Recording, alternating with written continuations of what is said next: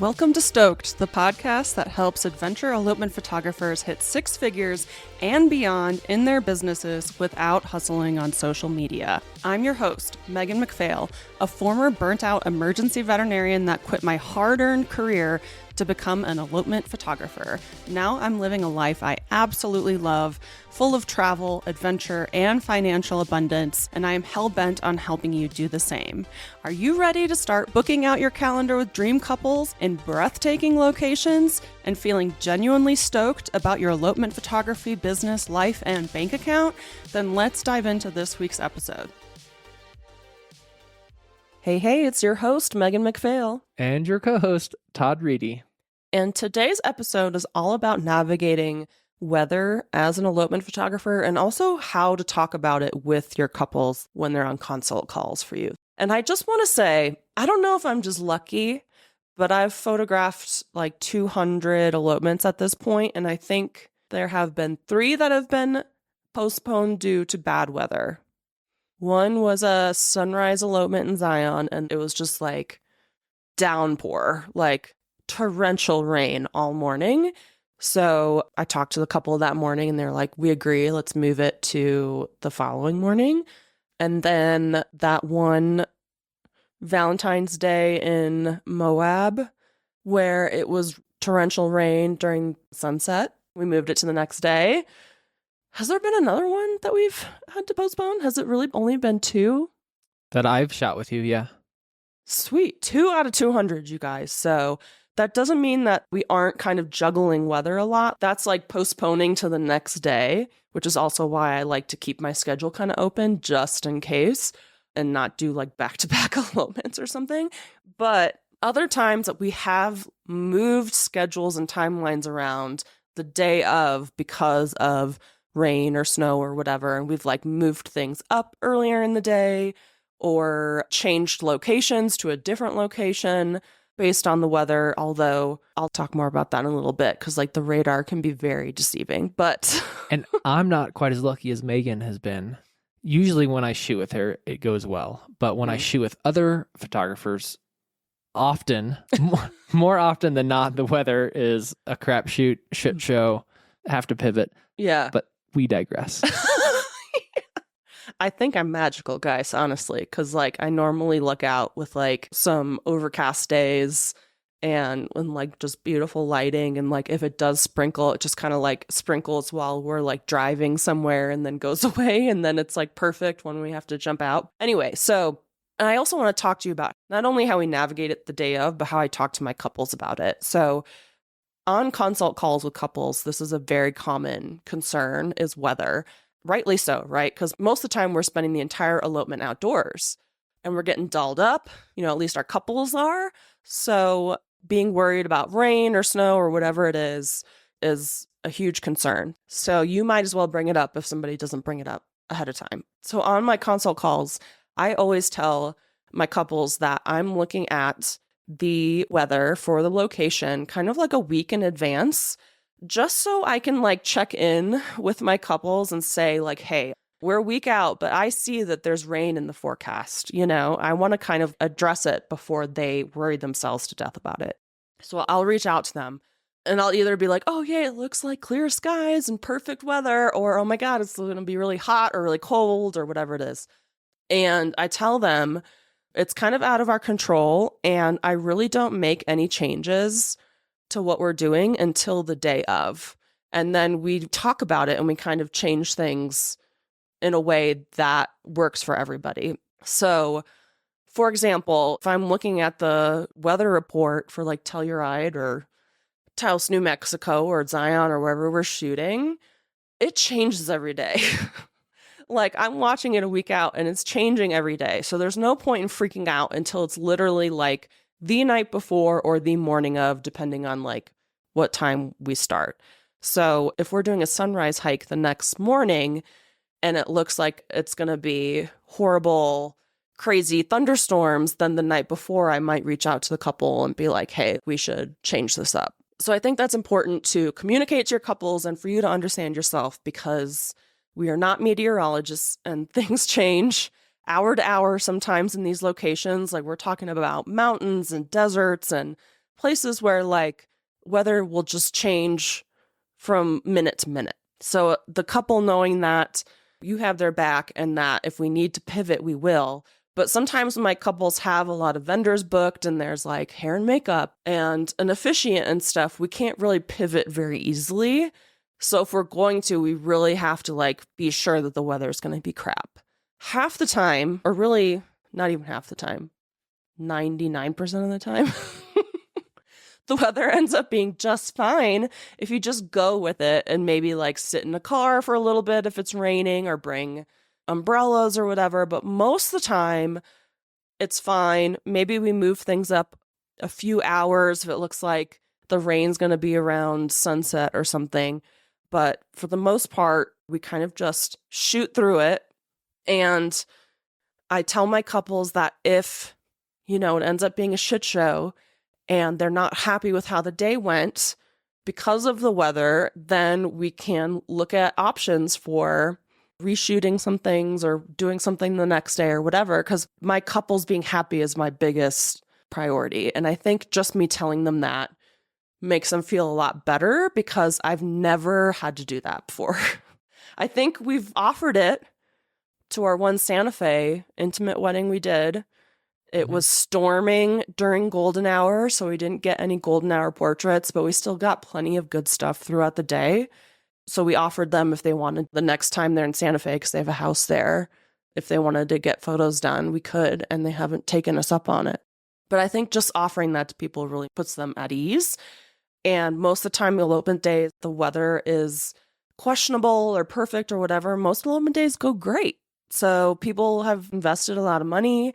They've hired vendors and they're marrying the love of their life. And they tend to have a really good time, even when the weather is kind of crappy. And that's for couples kind of at higher price ranges, I have to say, because when I was shooting lower cost elopements with price haggler couples and the weather wasn't perfect, it would ruin their whole day. But the folks who have invested and are paying higher dollar amounts tend to make the day into like an awesome experience no matter what. Like it rained on our elopement day. Yeah. I could have cared less. I was having an awesome time. It was great. We're hanging with Henry and Caleb and 2 helicopter pilots, in like Alaska, and like rain was not going to ruin my mood.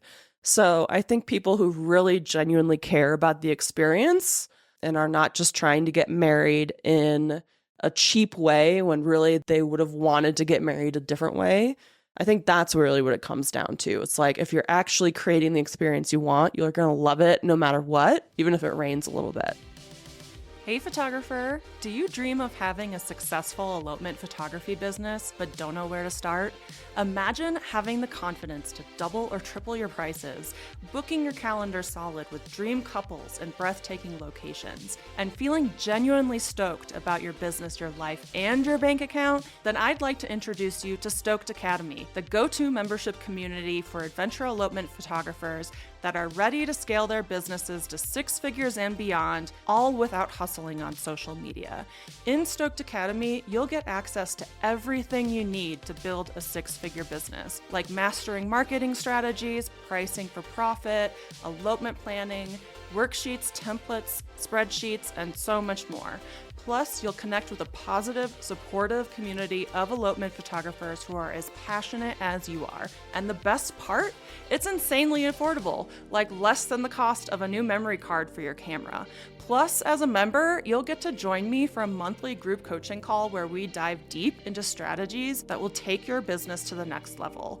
If this sounds awesome, then head over to stokedacademy.com to learn more about the membership and join us. I can't wait to see you in there.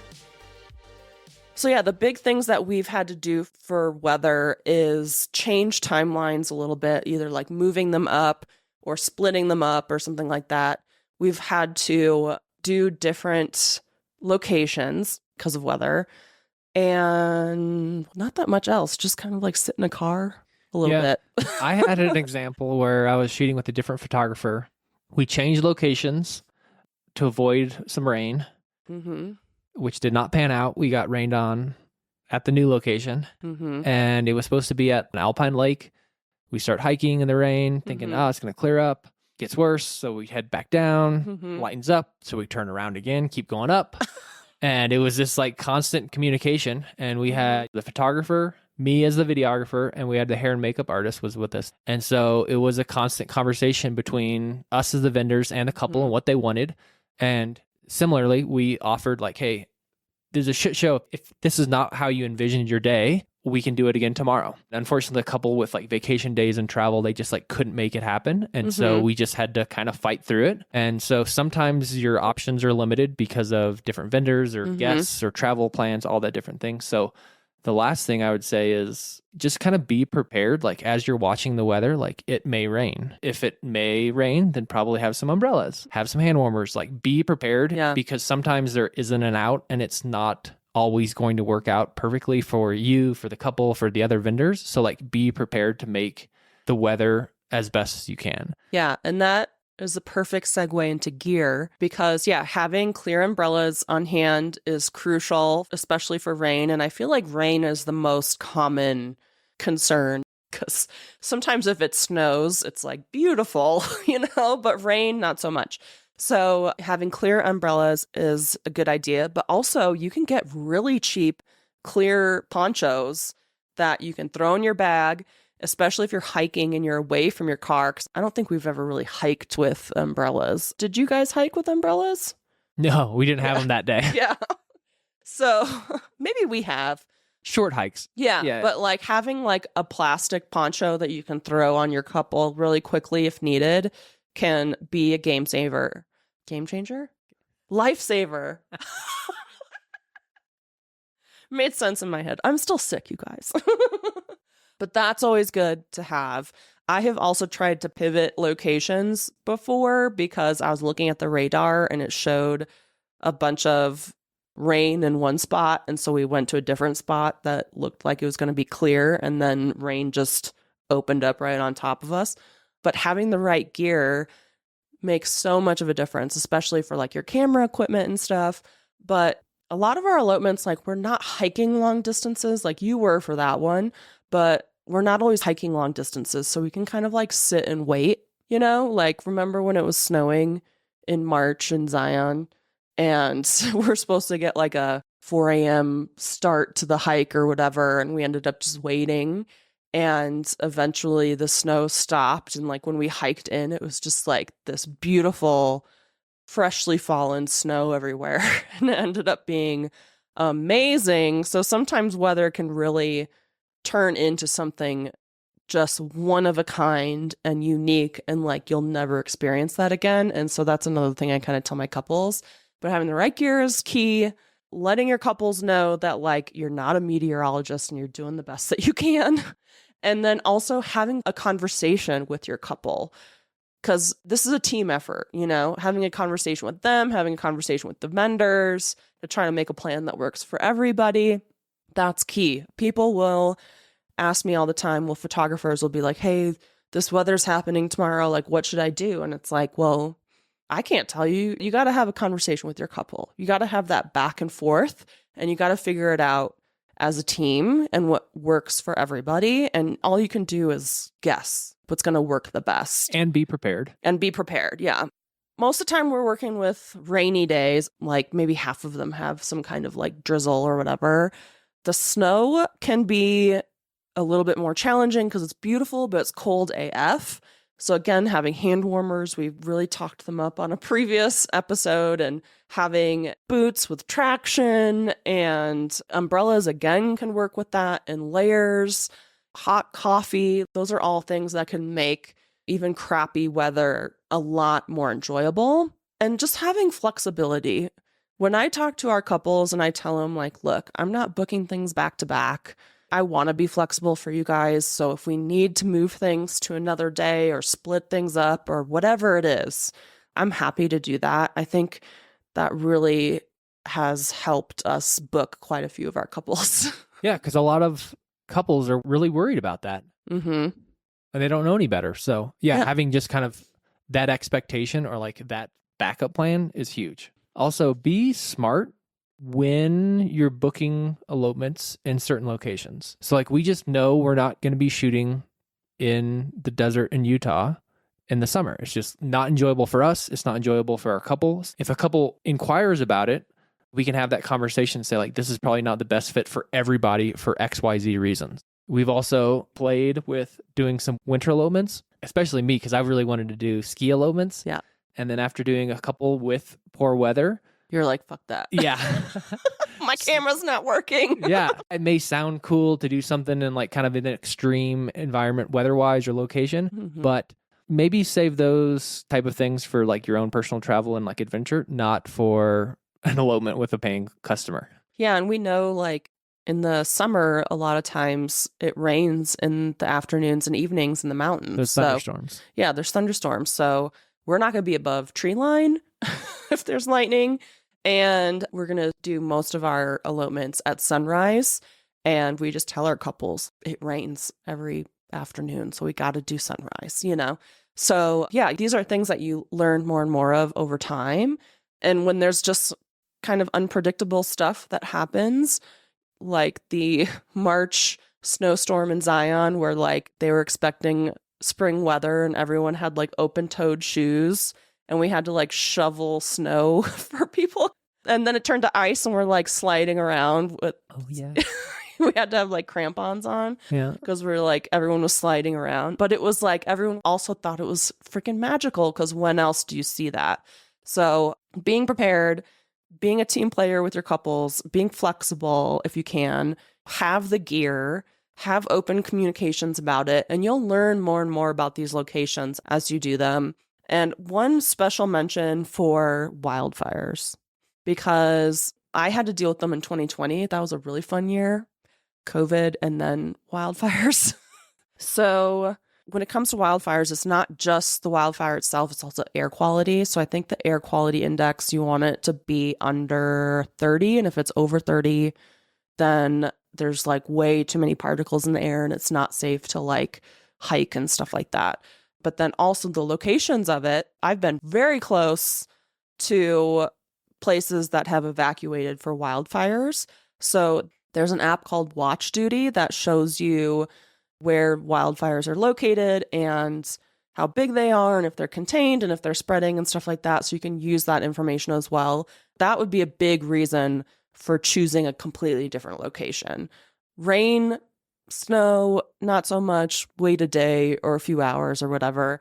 One of the most fun times I've ever had with one of my couples was sitting in my Jeep for an hour drinking beer while we were waiting for like rain to go away. You weren't there for that one, but we had a lot of fun. And events like that make it a memorable experience for your couple, right? Yeah. Like, it's a one-in-a-lifetime opportunity. Yeah. When the plans go off the rails, sometimes those are the best days, I feel like. And the last couple of years, wildfires haven't been as bad. But yeah, one of my coaching students just had to change locations because of a wildfire. So the app Watch Duty is helpful. And then having a community of people that you can reach out to or just knowing an area really well so that you can pull up backup plans and stuff like that is just really key for all of this. Yeah, and Todd, our one ski elopement in Oregon was like perfect weather. Classic. When I shoot with Megan, the weather is good. When I don't, the weather is not so good. Yeah, and like your other experiences, it's like your fingers are about to fall off and your camera won't focus because it's like 9 degrees outside. So don't be afraid to use that as an excuse too. If like your camera won't function in a certain weather scenario, like you can talk to your couples about that. So hopefully that gives you some ideas on how to manage weather and what conversations to have with your couples and stuff like that. But it is a genuine concern for most couples. And the more you can put their minds at ease, the happier they are going to be to book with you. And if they don't bring it up, I would recommend bringing it up and how you manage it on your consult calls with them. So see you next week. Thanks so much for joining us on this week's episode of Stoked. If you enjoyed the show and you'd like to help support the podcast, please subscribe, leave a review, and tell a friend. If you're looking for more inspiring elopement photography content, check us out on Instagram at Megan McPhail. And if you'd like to hear more about my business coaching and how I can personally help you hit six figures as an elopement photographer, then check out my website at www.meganmcphail.com.